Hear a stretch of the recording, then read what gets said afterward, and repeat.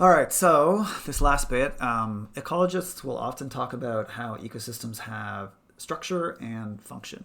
Um, Sometimes it's not clear what they mean by structure, but I'm going to suggest, remember that ecosystems are communities plus the physical environment, right? So we're going to talk about community structure in the next lecture, so sort of keep that in mind when we talk about that on Wednesday. But yeah, we'll discuss that later. But you can imagine that things like food webs represent the structure of an ecosystem, or things like the biogeochemical structures or cycles represent sort of the structure. This sort of way that stuff is flowing through particular nodes and pools is, I think, what people mean by ecosystem structure.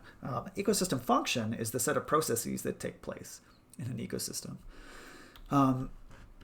Right, so ecosystem function are the biological, biochemical, and physical processes that are taking place. And these functions are sometimes thought of as services. What we mean by services is very anthropocentric, right? So humans can benefit from the structure and function of ecosystem in many ways, and this beneficial work is often called ecosystem services. And for the purposes of this class, I'm going to break these into 4 different categories that I would like you to remember: supporting, provisioning, regulating, and cultural. And so I'll talk about what each of these mean in turn. So supporting ecosystem services, they're the ones that are necessary for the whole ecosystem to function, right? So nutrients and NPP, right? If you don't have plants, you probably don't have animals.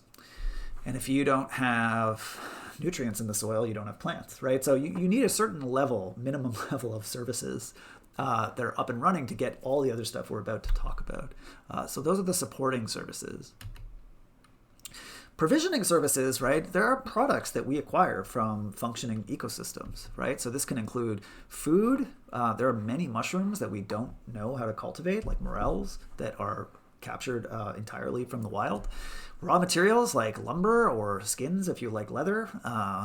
Genetic resources can be used for crop improvement. All of our water that you drink comes from a natural ecosystem. It's just floating around in rivers and stuff. Minerals that make your phone or this computer. Often we can discover new medicines. Some people, hydropower comes from natural rivers, right? Energy, like, if you burn wood in your house ever. Ornamental resources as well. There's actually quite a bit of stuff that we get from natural ecosystems. If we got rid of all of the wildlife in the world, or all of the wild places of the world, we wouldn't have clean water anymore.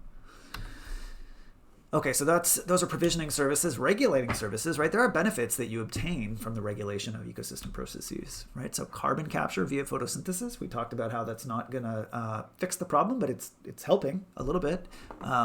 Climate regulation, you may notice that it's often cooler out in the countryside than it is inside the city because plants are dissipating heat through transpiration, whereas pavement just absorbs it. Decomposition, again, purification of air and water. I like to breathe air. It's all coming from out in the world. All the water I drink comes from out in the world. You can often get pest and disease control. There's an increasing movement of putting strips of native prairie next to farmers' fields that helps actually protect the fields by introducing these regulating services. And then some ecologists maybe dismiss this, but I think it's probably the important one, and you get cultural services. There are non-material benefits that people obtain from ecosystems that maybe don't have a dollar value associated with them, right? And maybe in this age of physical distancing, and I don't know about you, but I'm a little bit stir crazy, stuck in my house during COVID-19, right? So recreation in a park is something I miss right now. All the science I do and the education that we would do out at the Ross Reserve for the labs. But spiritual, cultural, and historical, right? A lot of indigenous people have a different connection to the land and to natural ecosystems than settlers do, and that's important in my opinion. And so ecosystem services, you can kind of think of these as a conservation tool. Sometimes it can be easier to convince people to protect natural systems if you can tell them what's in it for them.